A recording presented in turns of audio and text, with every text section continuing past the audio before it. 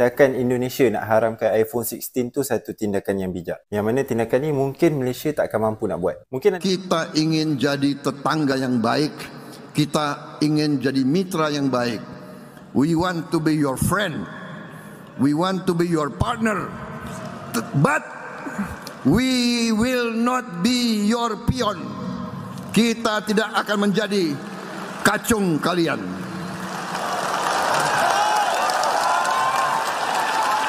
Kita ingin jadi sahabatmu, kita ingin jadi mitramu, kita ingin jadi partnermu, kita tidak mau jadi kacung kalian.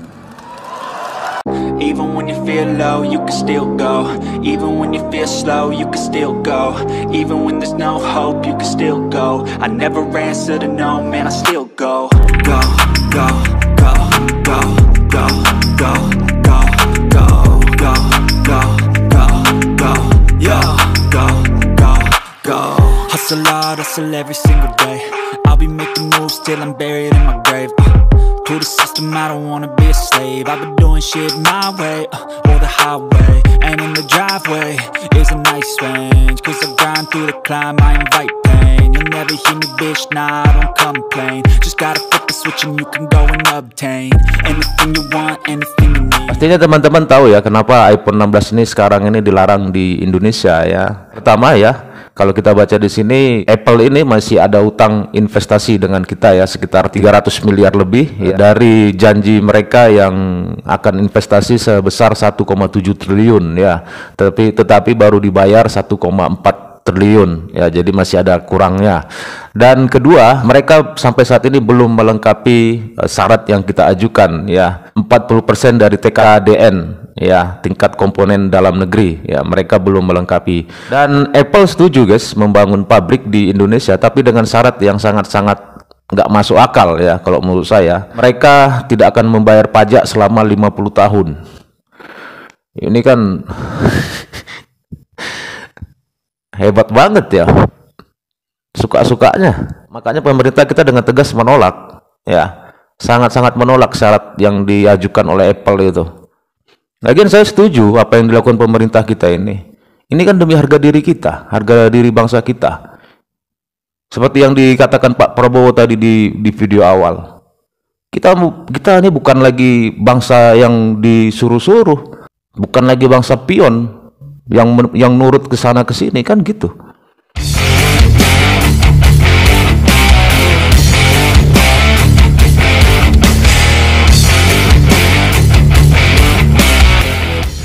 Kalau ada iPhone 16 yang beroperasi dan bisa operasi di Indonesia, artinya dia boleh saya sampaikan ilegal.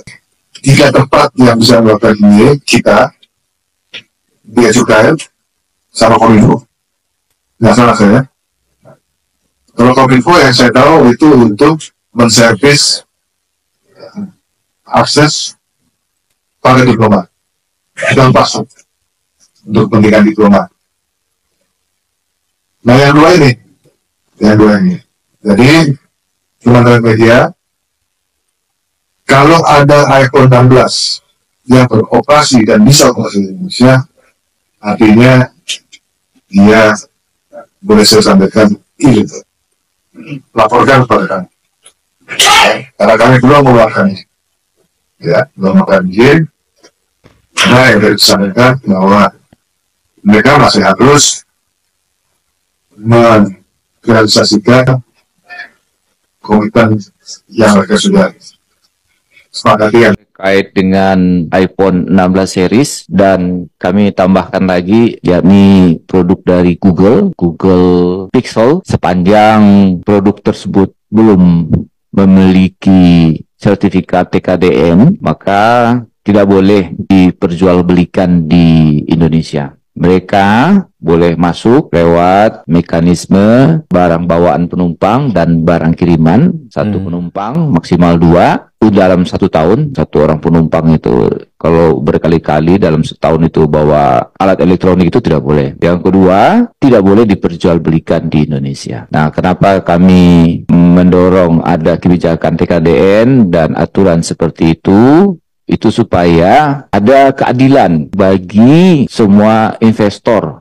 yang lakukan investasi di Indonesia. Terkait dengan iPhone 16 series dan produk Apple yang lain sudah melakukan monitoring pada marketplace dan toko offline. Kami menemukan diduga sudah memperjualbelikan iPhone 16. Terkait dengan toko offline, kami meminta Kementerian Perdagangan untuk menindaknya dan juga kami mempersilahkan penegak hukum untuk menindaknya karena hal tersebut dilarang. Untuk yang marketplace, kami minta Kemenkominfo untuk melarang juga. Dan kami tentu meminta agar sudah tayang di marketplace tersebut untuk di take down. Kalau seandainya masih juga ada pihak-pihak tertentu yang memperjualbelikan alat elektronik tersebut, kami mempertimbangkan untuk menonaktifkan email. Jadi sekali lagi guys, saya setuju banget apa yang dilakukan oleh pemerintah kita. Ya, biar mereka tahu kita ini bukan bangsa yang gampang, yang mudah diatur-atur. Apa keinginan mereka kita turuti, apa yang mereka mau kita ikuti. Kan nggak gitu. Kita ini bukan bangsa kecil, kita ini bangsa besar. Pada aku, tindakan Indonesia nak haramkan iPhone 16 tu satu tindakan yang bijak. Yang mana tindakan ni mungkin Malaysia tak akan mampu nak buat. Mungkin ada yang tak tahu. Sebelum ni untuk iPhone berniaga di Indonesia, dia kena penuhi beberapa syarat. Dan antara syaratnya adalah 40% daripada komponen yang dihasilkan iPhone tu kena datang daripada local vendor. Maknanya business tempatan. Kontrak tu sekarang dah tamat dan Apple tak nak sambung kontrak tersebut. Jadi Indonesia pun melawan. Dia kata kau tak nak ikut syarat aku, kau tak boleh release iPhone 16 dekat Indonesia. Jadi kenapa saya kata ini adalah satu tindakan yang bijak, a wise decision? Sebabnya dia menunjukkan yang Indonesia ni tidak mudah dipijak-pijak oleh kuasa barat. Zaman sekarang dah tak sama macam zaman dulu, di mana kita negara-negara Asia, negara-negara kecil ni yang kena dengar dengan cakap barat. Tapi hari ni dengan kuasa ekonomi, kuasa politik yang Indonesia ada, dia boleh ada kata dalam satu-satu perbincangan, bukan menjadi pak turut semata-mata. Jadi tak adalah bisnes luar yang masuk ke Indonesia buat untung, jual kepada rakyat dia, tapi tak menyumbang apa-apa kepada ekonomi dia. Dan tahu tak kenapa Indonesia boleh buat tindakan ni? Pertama, dia ada jumlah penduduk yang banyak, 300 juta, 10 kali ganda rakyat Malaysia. Bermaksud dia ada kuasa membeli yang lebih besar. Walaupun mungkin kita tengok dekat Indonesia ni gaji dia masih rendah lah berbanding Singapura, berbanding Malaysia. Tapi ke depan lambat laun dia akan naik juga. Dan mengikut World Bank punya analisa, menjelang 2050 nanti Indonesia akan menjadi ekonomi keempat terbesar di dunia. Dan yang kedua, Indonesia ada pemimpin yang kuat dan berani. Bukan Apple je yang kena. Sebelum ni TikTok Shop pun kena ban. And then bila China masuk ke perairan dia bukanlah mendengar saja, dia melawan. Dia menunjukkan yang dia tidak membenarkan sewenang-wenangnya China masuk ke perairan dia. Tapi sebenarnya bukanlah Indonesia ni nak bergocoh sangat dengan kuasa-kuasa luar ni. Dia just nak situasi yang menang-menang. Seperti mana TikTok Shop sebelum ni. Mula-mula diharamkan, tapi bila dia dah ikut syarat-syarat yang Indonesia tetapkan, dia bawa ke meja perundingan. Akhirnya hari ni orang boleh je membeli melalui TikTok di Indonesia. Yang jelas ya guys, kembali saya katakan bahwa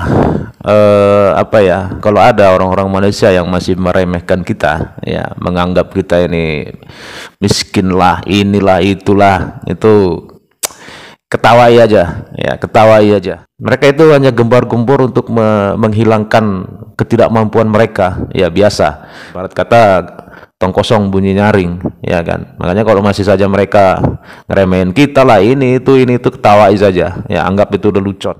Makanya teman-teman ya, sekali lagi nih saya akan berulang kali mengatakan ya, jangan pernah minder, jangan pernah rendah diri, ya, menjadi orang Indonesia. Jangan.